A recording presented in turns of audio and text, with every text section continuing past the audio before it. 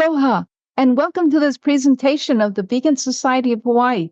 We're an all-volunteer, nonprofit, 501c3 outreach educational organization founded in 1990, whose mission is to promote human health, animal rights, and protection of the environment by means of whole food, plant-based vegan education. We're so happy to welcome today Gustavo Tolosa, DMA.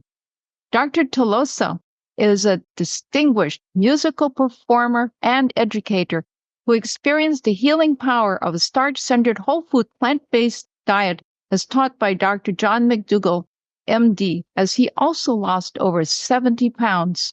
He has since joined with many plant-based physicians and chefs to help others also live their healthiest lives, which is the topic of Dr. Tolosa's presentation today. Welcome. Aloha, Gustavo. Aloha, everybody. Aloha. It's so nice to be here as a guest. I just wish I was there in person, actually, but thank you so much for inviting me. It's really an honor. And I am Gustavo Tolosa. I am a doctor, but I am not a medical doctor. I am a doctor in music. I have a doctorate in piano performance, and I call myself the plant-powered pianist. I am a concert pianist, and I am powered by plants. It takes a lot of energy and stamina to travel. I've been able to travel all over the world performing and to resist, to be able to be in front of thousands of people and to perform difficult music. I've been able to do it perfectly fine and actually better in the last 12 years of being powered by plants. I used to hide from the camera because one of the worst things that a person can experience is to feel ashamed of the way you look. And actually, I have to say that I did. I felt embarrassed when I had gained so much weight. So you can see there, those are from the year 2011, 2010, 2012.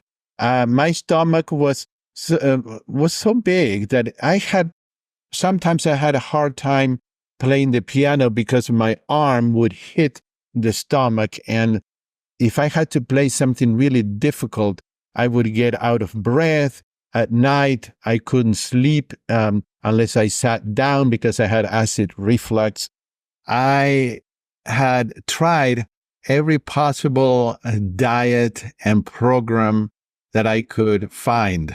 And I was at the point in 2011, I was at the point of giving up. And I knew, I don't know how to explain it, but I had a voice and I had a feeling that I had a certainty that I was going to die in a few years. I felt it. I was feeling miserable most of the time. In my family, I have a lot of heart disease and diabetes, and my father died of those two things. I was going in the same direction, and I wanted to change, but I didn't. I looked and I consider myself an intelligent person, having studied and having doctorate and master and knowing how to think critically, and I could not find a way. So I was at the point of giving it all up when one day, walking in the streets of Dallas, I walked by a movie theater and I saw a poster of a movie that looked really intriguing that was called Forks Over Knives.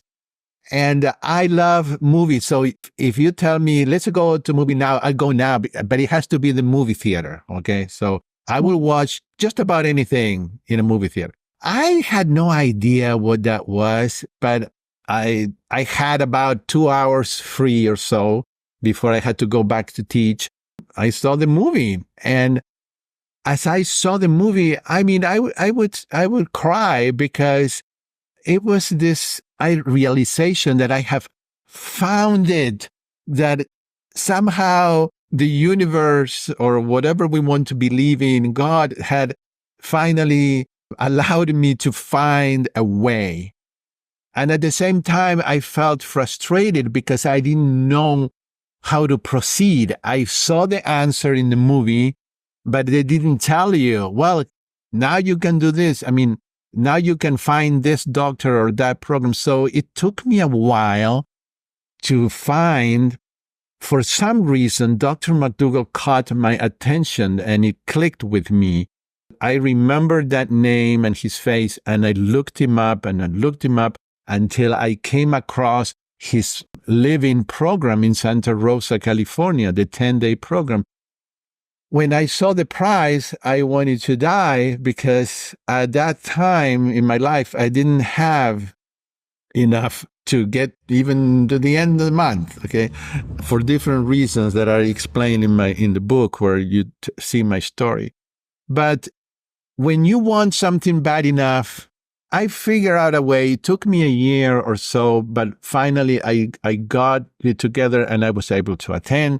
And then the rest is history because I came home with a feeling of empowerment that I never felt, knowing exactly what to do and how to do it.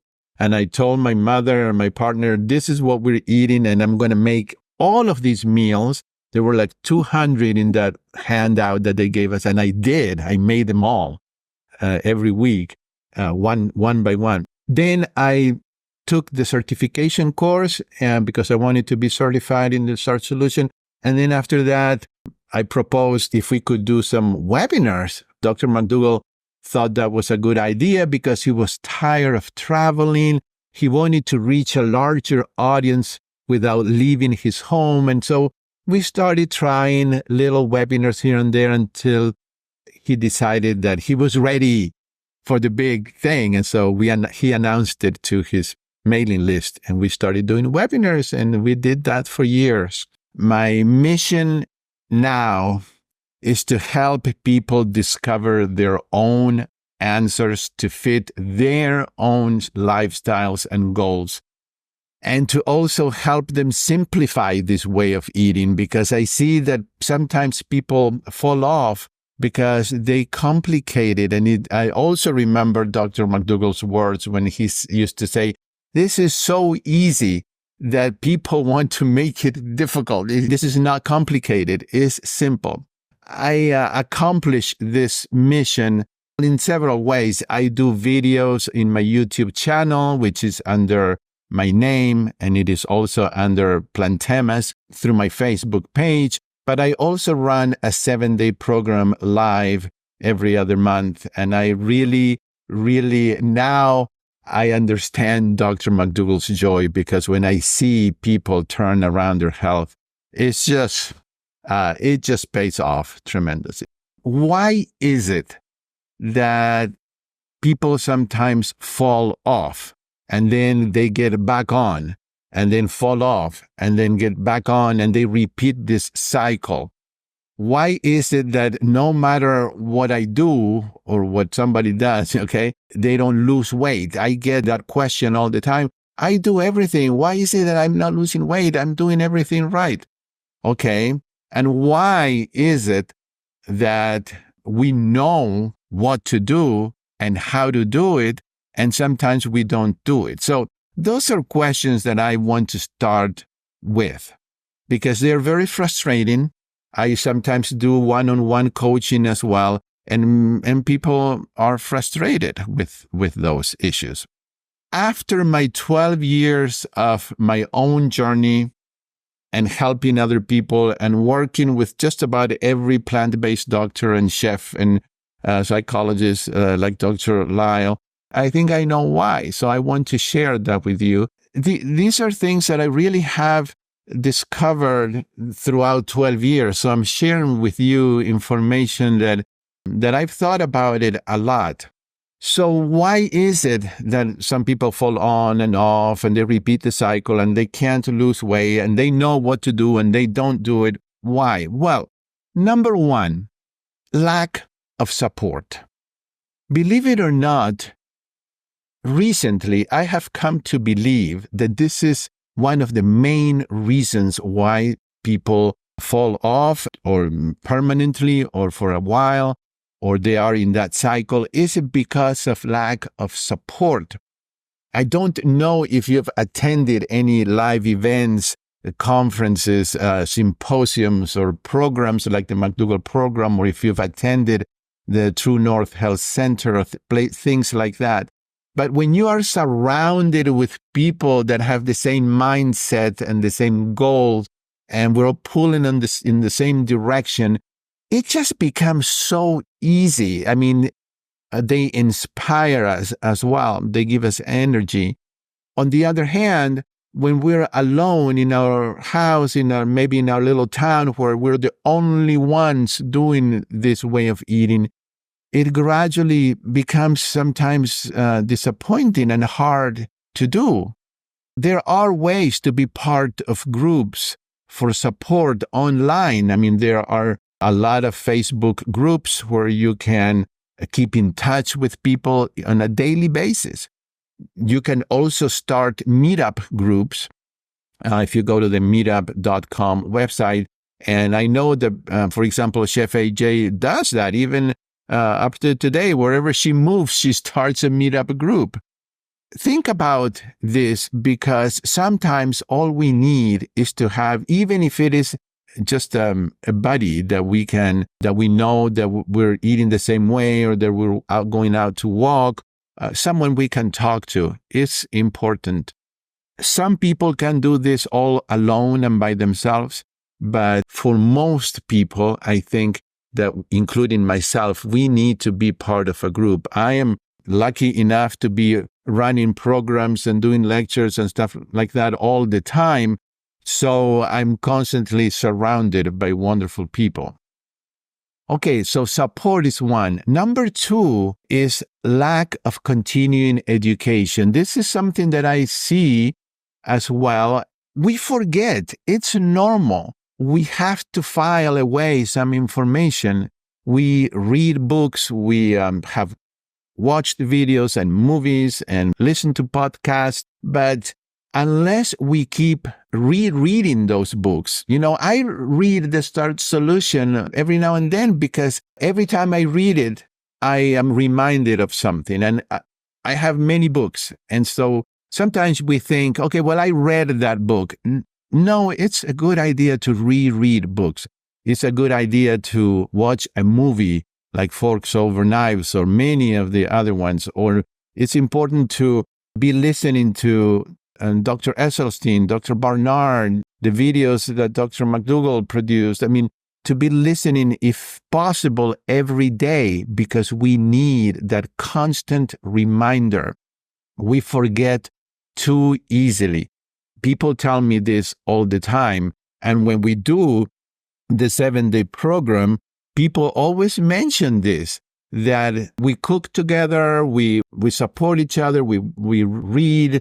I give mini lectures, and they usually tell me how much it helps to be reminded of things that we all know, but we need constant reminders. So make it a point to continue to do a continuing ed kind of thing, to have a book or some videos or something that you are reading or watching on a weekly basis. The other reason why people fall off or don't have the success that they hope to have is the lack of a clean environment.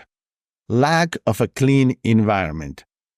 What does that mean? Well, that means to have the places where you spend most of the time, first of all, your home, but it could be your car, it could be your place of work.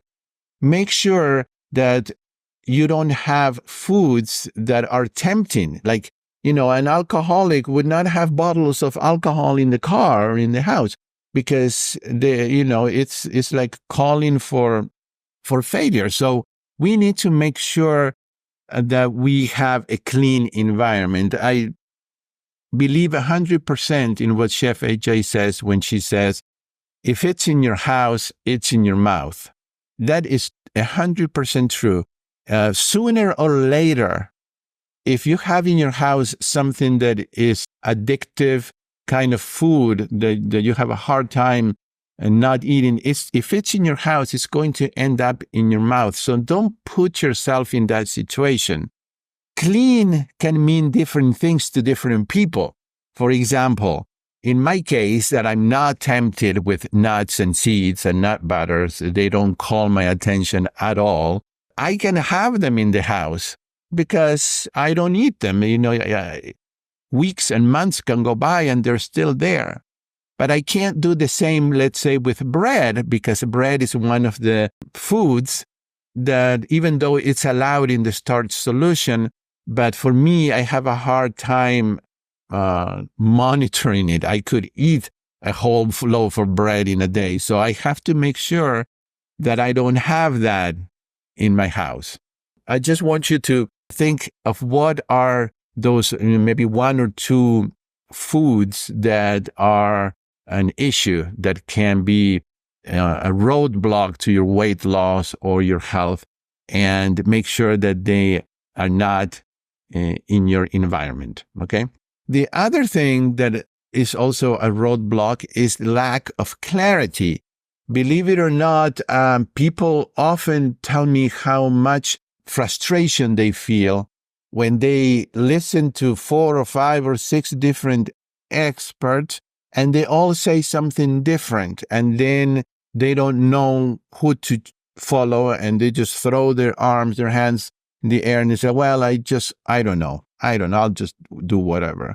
Well, I have something to say about this. When I started 12 years ago, my main voice that I listened to was Dr. McDougall.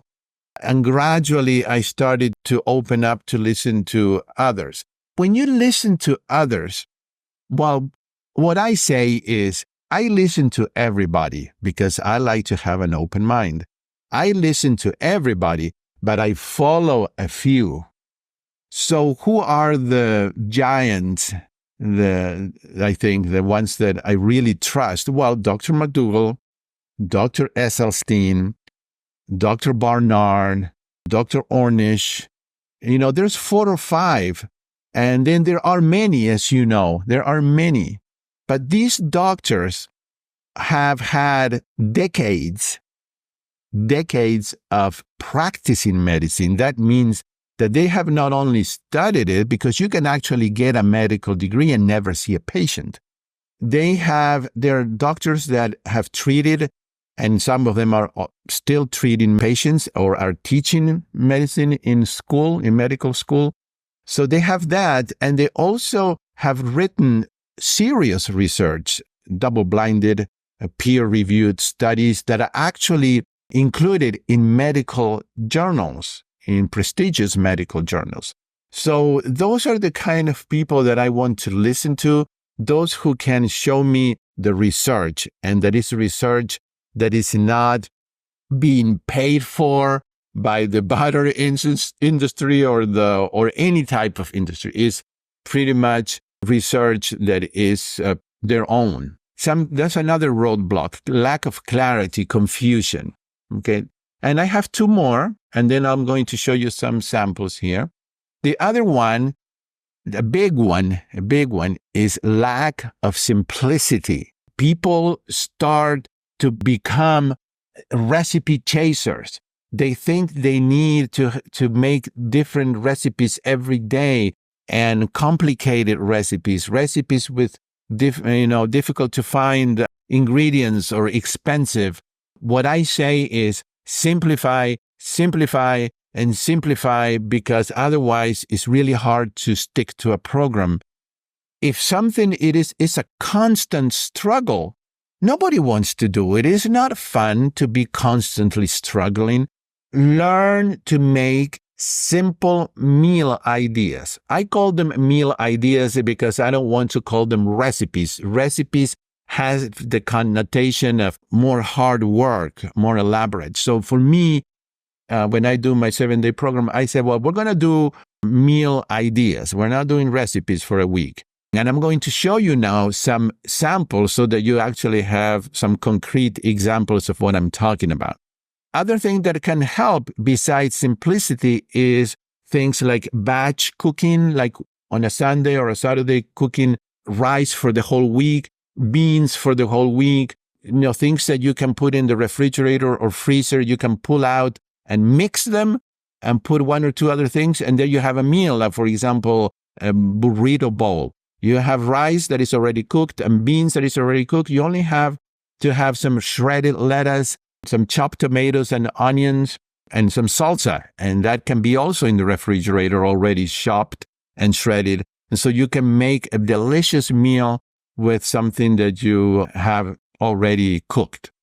Remember that rice and beans, for example, can last in your freezer for months. So you can actually cook large amounts of these foods. Okay, and then finally, the thought that eating this way is expensive. We all know that the foods that we eat as whole food, plant-based diet, starch-centered, are the least expensive foods in a supermarket or in a market. Potatoes, sweet potatoes, rice, beans. Those are quinoa, corn maybe, and some pasta, whole wheat pasta or legume pasta. These things are not expensive. Let me show you some examples of meals that you can put together in no time, and they're very comforting. Well, one of them, of course, we all know is mashed potatoes. Mashed potatoes are delicious, and they can be had with corn on the cob. You can have it with some sauteed green vegetables. It's very filling because of the amount of starch and fiber and water.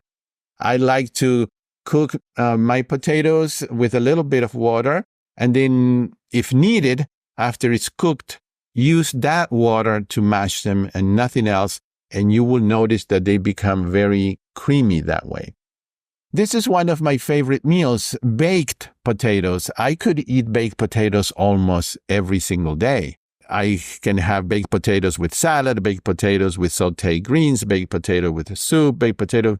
I always encourage people to include greens because greens have water, greens have fiber and other nutrients and minerals, and they also produce nitric oxide, which is something that Dr. Esselstyn is an expert on. So if you want to, you can listen to him.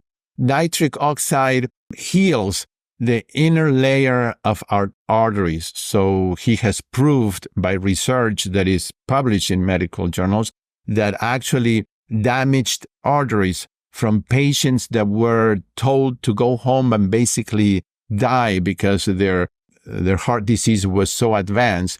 With this way of eating and with including 5 or 6 servings of greens a day, it can be healed. It can be turned around.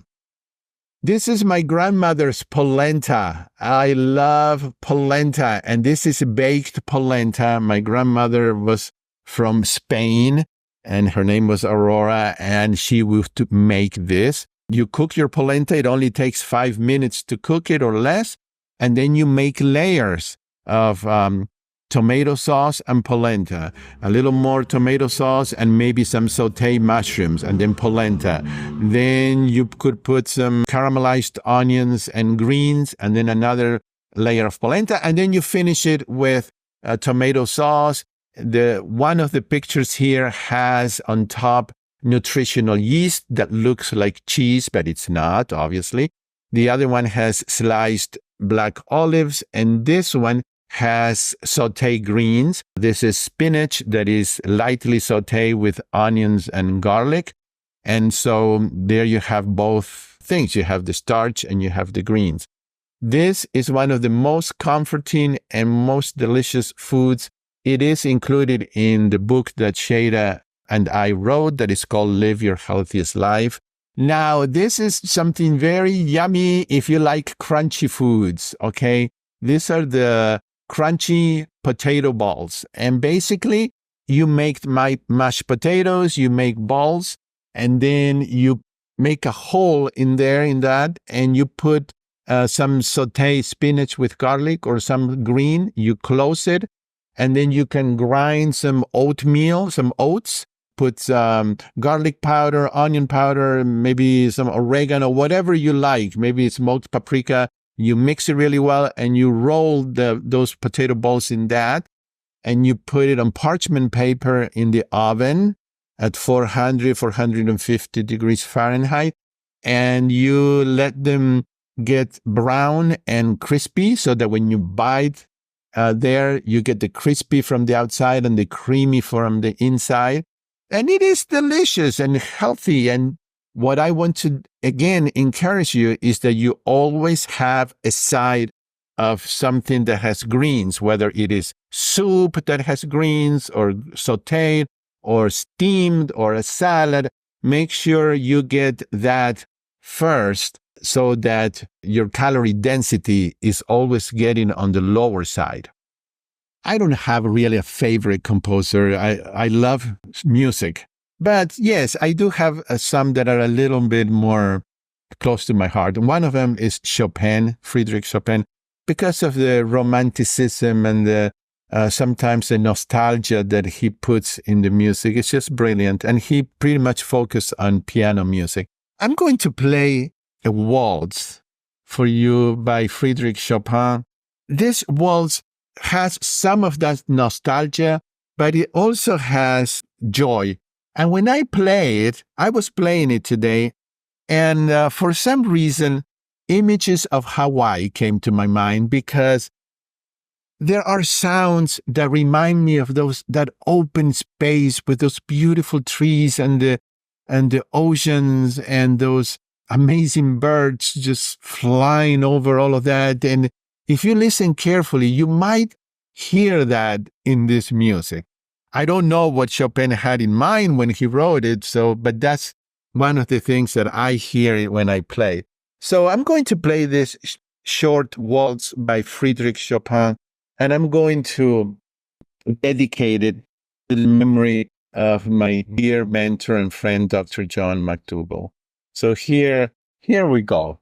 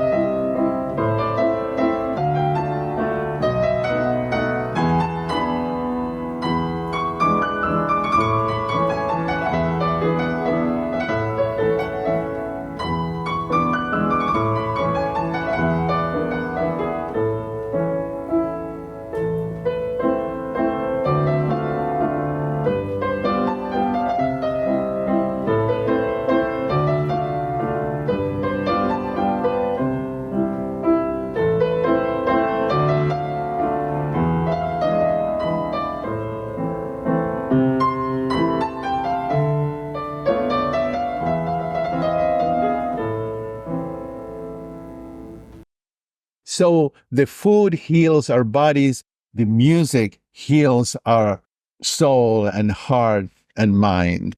I think that that's a wonderful combination. Let me say now that I'd like to talk about some strategies. Okay, we talked about the food and how to keep the food simple so that we can enjoy other things in life and not be in the kitchen all the time. I'd like to now switch to talking about some strategies to stay on track. Let me just mention some of the strategies that I know that they work. They may not work for everybody, but there are enough strategies that we can find the ones that work for us. One of them is learning to listen to our body, to the signals that our body gives us. What I tell people is, eat when your body tells you that you're hungry. There is a difference between being hungry and having a craving. Those are two different things. If you're craving chocolate, I'm hungry, I want chocolate. And then I said, if you're hungry, here is some steamed kale. Well, if you're really hungry, you are going to eat it. But if not, then that's not hunger. Okay, so eating when your body is hungry is very important. And it's something that we learn through time, and we have to learn how to listen to our bodies. One of the things that gets in the way in our modern life is that we have been told, or even we could say brainwashed, that breakfast is at 8, and lunch is at noon or 1, and dinner is at 6 p.m. or 7. Well, and not necessarily. Many times I wake up in the morning and I'm not hungry. And the thought of eating breakfast comes to mind because it's morning, I'm supposed to have breakfast. But now I have learned that if I'm not hungry, I'm not going to eat breakfast. My body is smart enough to tell me when I need to eat. So sometimes I eat breakfast late, like at 10:30. Sometimes it gets even later and I decide, well, why am I going to eat breakfast if lunch is around the corner? So other times I get up and at 8 a.m. I am hungry, and so I eat breakfast at 8 or 8:30. So I want to say that the idea that we have to have certain meals at certain times is not true. We need to let the body tell us when we're hungry. So that's one of the things that people also mention when we do my 7-day detox program is, and we keep a journal, is really spend time at night to write in the journal and to spend time thinking about what goes on in your head, which is also a big part of all of this. Start listening to your body. Another strategy that works for those who get really stressed when the scale doesn't move down or it doesn't move at all is to switch your focus, at least for a week or two or a month. Switch your focus from obsessing about weight loss to thinking about health. Okay, so for a while, you would say, okay, I'm going to focus on being healthy, choosing foods that improve my health. So if I have a salad or French fries, I'm going to choose the salad, okay? Because I'm going to I'm going to focus on health. Many times, just focusing on health it's very powerful. People all of a sudden feel light. They don't, the scale is not a stress anymore. And that gives them a chance to eat the healthy food, eat the food that is rich in fiber and water, and start losing weight. Another strategy is knowing what to mix. Okay. General rule, okay. We don't want to mix high-fat foods with starches. That's not a good combination. It promotes weight gain. So foods that are high in fat and high in calories, like nuts and seeds, nut butters, avocados, tofu, or olives, those foods don't go with starches, okay? So if you want to eat nuts and seeds, put them in a salad. That's the best place to put it because a salad, make it with no starch, so it's not going to go directly into your cells as fat. Or just eat them by themselves, sometime before or after, after you've eaten a meal after quite a while. That's important, knowing what things you can mix. Another strategy is giving yourself rewards. We all like to be praised, and we like rewards. So I remember doing this when I was losing weight. Like, okay, when I lose my first 15 pounds, I'm going to do this, or I'm going to get this. But make sure that your reward is not food. Because we who are kind of food addicts, we always want to reward ourselves with food. So the reward could be a new pair of shoes, or that pair of pants that you want a size smaller, or it could be a trip. It could be many things. But I think it's important to give ourselves some patting in the back as we lose weight and have points like 15 pounds or my next 30 pounds or something like that. Another strategy is using mental strategies like affirmations, visualization, self-talk, and having a support buddy. One of the things that I really focus on and I teach is fiber and water. I tell all of the participants of my 7-day program, anytime you're going to put something in your mouth or you're looking at food, always ask yourself, does it have fiber and water intact? Does it have fiber and water? Because if the fiber has been taken out, then the calories have gone up a lot more. If the water has been taken out, the calories have gone out. And not only that, but the satiety is low. So you're going to eat a lot more. Fiber and water produce bulk, and bulk produce satiety. So this is what fiber does. It regulates blood sugar. It helps remove cholesterol and hormones that we don't need to store. It helps to remove carcinogens and toxins. And basically, it is a wonderful way to detoxify your body. And it aids, obviously, in digestion. We want to have a goal of having 40 grams or more of fiber per day. If we follow this way of eating that I was describing, whole foods, the food as it comes packaged by nature pretty much, whole food and plant-based, you will be getting this amount of fiber. Here comes a little strategy that I came up with during one of the 7-day programs that I did.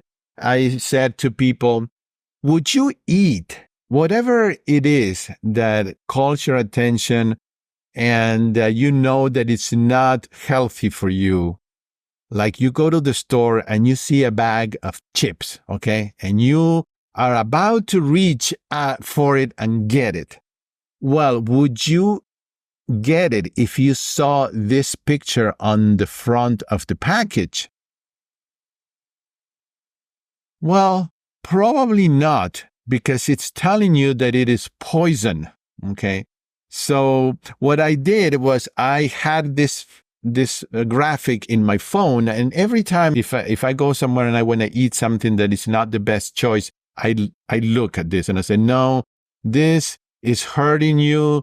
This is death. Okay, why do you want to hurt your body? So you might want to try something like that. We've got to try anything we can to stay compliant and healthy. At one time, I had printed this and I had it on my refrigerator. Okay, so I want to show you this picture here because some of us worry about if we have enough water, but let's remember that the food that we eat is mostly water. Look at the percentage of water of these fruits and vegetables. They're mostly water. Okay, these are the greens. And just a little bit of a reminder of what oil does to food. There is as much fat in only one French fry as an entire potato. That is outrageous. Okay, that's what oil does. That's one of the reasons why we don't use oil. Here's another reason. What oil does to potatoes, and then people blame the potatoes and blame the carbs. Potatoes alone have 76 calories per 100 grams, but 450 if they're processed and the water is taken out. And on top of taking out the water, we add oil. So that it just is incredible, the amount. And another idea for you to think about when people say that this or that disease runs in my family, most of the times is not that that disease runs in the family, is that eating habits and recipes are passed on from generation to generation. And actually, you're passing on that disease that food produces. And so when we break the chain and we change the food, we change the disease. This is the book. I really appreciate all of you who have bought it and supported us, because that was one of our dreams to have. It truly is an international cookbook with Persian recipes that Shada has and our recipes from Argentina. But we also put our favorite recipes from Mexico and Italy and Spain and the United States, of course. And so you get a variety of really good recipes or just meal ideas. And that's Shada about a month and a half ago when I went to California and we did the book launching party. Okay, so this is what I want to tell you. Some of the best recipes did not make it into the book because of the lack of space. So we decided that we would still give them to you, but they are in this PDF. So please, if you have the book and you haven't claimed it, do it. And if you get the book is available on Amazon.com. But once you get it, please send the proof of purchase to that email address, LYHL, that means live your healthiest life, LYHLbonus@yahoo.com, and just send us that. If you want to write something, please do. We do read the emails. Otherwise, you can just send us that, and you will receive this beautifully designed PDF with 10 of the recipes that didn't make it in the book. This is one of my famous meals here, and it is stuffed and baked eggplants. If you like baked eggplants, you're going to love this one. You will be able to go to my YouTube channel and see the video where I show you how to make the stuffed and baked eggplants. Okay, here is another one of my most favorite meals. Okay, again, this is not a recipe. I can't give you a recipe for this because it is roasted sweet potatoes and lightly steamed broccoli. I can't think of any other combination that tastes so good. You do need to roast your potatoes at a high temperature, like 500 degrees, for like 45 minutes or so. Therefore, the sugar is going to ooze out. It's going to come out, and it's going to be creamy and very sweet. And that's how you can eat the sweet potatoes. And if you drizzle a little bit of balsamic vinegar on that broccoli, you're going to activate it even more for your nitric oxide. Okay, another one of my favorite meals that we do in my 7-day program is Gustavo's Potato Supreme. Again, I just made it today. This Potato Supreme is also on my YouTube channel, and it's basically layers of onion potato, garlic potato, red pepper potato, and then it stops there. And then at the very top, a lot of chopped parsley. You cook this on low, whether it is on a pressure cooker or on the regular stove. In a pot, you put the lid, and if it's on the regular stove, it's going to take anywhere from 20 to 25 minutes. You want to put probably half a cup of water, but not much. The potatoes and the onions need to be cut thick. They need to be sliced thick, or they will become mashed. The simplicity of this dish is incredible, but the taste is just Amazing. That's Gustavo's Potato Supreme. This is my grandmother's Valencian rice. My grandmother was from Valencia, and she used to make this rice. And my mother and I, my mother is also plant-based. My mother and I, we changed a few things so that it is totally whole food, plant-based. This one has a little more ingredients, so you would have to have the recipe, and the recipe is in the book. Another one of my grandmothers, my grandmother lived with us all of our lives, and she cooked most of the meals. This was butternut squash made into little fritters, but of course they're not fried, they're baked. And basically it is butternut squash, raisins, and oats you just ground them up a little bit. And you make a paste with that. You can put some vanilla or cinnamon. You make a paste and you make them this shape and you bake them. They are delicious. You can either put powdered sugar on top, or you can have a little bit of maple syrup and to dip them. But if the butternut squash is really sweet, you don't need anything. Okay, especially all of us who are used to not eating processed sugar. This is sweet enough the way it is. And here is what I call simplicity at its best. This can be dessert. It can be a snack. It could be a meal. It's a large sweet potato that you open it and you fluff it up and you put slices of bananas. You can throw in some blueberries or something.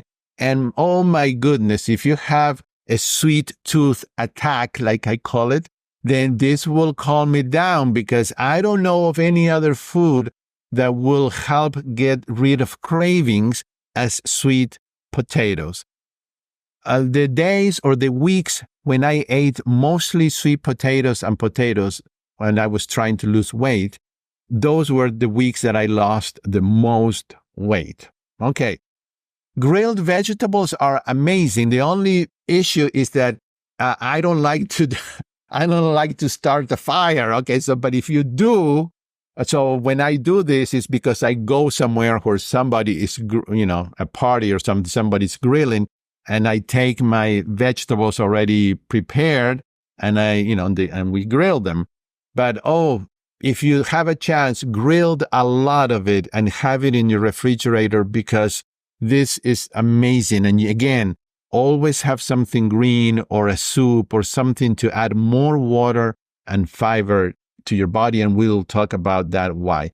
Okay, this is a very important slide, because a lot of people think that when I say greens, it means kale and spinach and chard and maybe broccoli. But when we say greens, especially, these are Dr. Esselstyn's list of greens that produce nitric oxide. Nitric oxide is really a miracle, okay? Whether we have heart disease or not, we should be eating enough of these greens daily. If you have heart disease, to stop it or to reverse it. And if you don't have it, then to make sure that you won't have it. And so these are greens. Collard greens, beet greens. I love Napa cabbage, Brussels sprouts. Cauliflower doesn't have a green color, but it's under this list because it does produce nitric oxide. Bok choy is another favorite of mine. Asparagus, arugula, cilantro. There are many. So make sure that you either take a picture of this or write it down, because you can have a lot of variety every week and not get tired of having greens. Okay. One of my other favorites is sushi. I don't get it enough because I don't want to spend the time in making it. And sometimes I don't have access to it. But when I do, I love vegan sushi. Also, always pairing it with something like sauteed or steamed vegetables or a salad or a soup or something like that. This is I love hash browns. I don't know about you, but hash browns is one of those foods that I could also eat almost every day. This is just one of the versions. In my YouTube channel, you're going to see shredded hash browns or chopped like this one. And you can see how I have put greens in it. It's potatoes and onions and red peppers, and then there are greens. This is cancer-fighting salad, and it's called like that, or it's called rainbow salad, because it has a lot of vegetables and fruit that have properties that can help with cancer prevention. So, but any kind of salad, but try to include cabbage in your salad. Red cabbage and green cabbage are packed with nutrients, way more than lettuce. Not that you shouldn't be eating lettuce. Stews like lentil stews or any kind of stews are also great because they have water. And we need water for satiety and for detox. This is great because you can make enough to have leftovers and to perhaps even freeze. A lot of people get tired of cooking every meal, every day. And I always tell them, you don't have to cook every lunch and every dinner and every breakfast every day. Double the recipe or triple the recipe so that you will have food available in your house. These are oat groats with fruit, and oat groat is the actual grain of the oats. Okay, it's the least processed type, and that's mostly what I like to eat now. When you cut the oat groats with a steel blade, then you get steel cut oats, and then rolled oats. They get pressed, so they get a little bit more processed. And I would not use instant oats unless I was in an emergency and there was nothing else to eat. But oat groats are extremely creamy. They're very filling because they have all of the fiber in them and they absorb so much water. So if you have never tried oat groats, give it a try. You will be surprised. Another way of eating polenta, which is ground up corn really, is making it. Really, to cook polenta, you need anywhere from 2 to 3 minutes. It cooks really fast and it absorbs large amounts of water. Again, we need that. And then on top of that, I make a mixture. First, I saute some green, whether it's kale or spinach or chard or anything. I sauteed with a lot of onion and garlic and red peppers and mushrooms. Maybe I'll throw in some beans a little bit, and then tomato sauce. And I spread it all across that. Oh my goodness, that's an amazing breakfast or lunch or dinner. And you're getting your starch as well as your greens. Okay, so that's another idea. This is another one that my grandmother used to make. I love meal ideas that have 3 or 4 ingredients only and that they're simple. This is a potato salad that has 3 ingredients. And it is potatoes, carrots, and peas. And that's it. In this case, there is some chopped up parsley. So you cut your potatoes in little cubes and squares, and the carrots as well. And you steam them until they're soft. Not too soft because they will fall apart. And then to that, you add cooked peas, green peas, and then you mix it.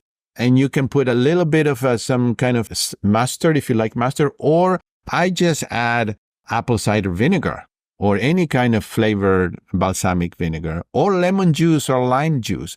It is delicious and incredibly easy potato salad. Okay, this is my quinoa with my green saute. My green saute goes like this.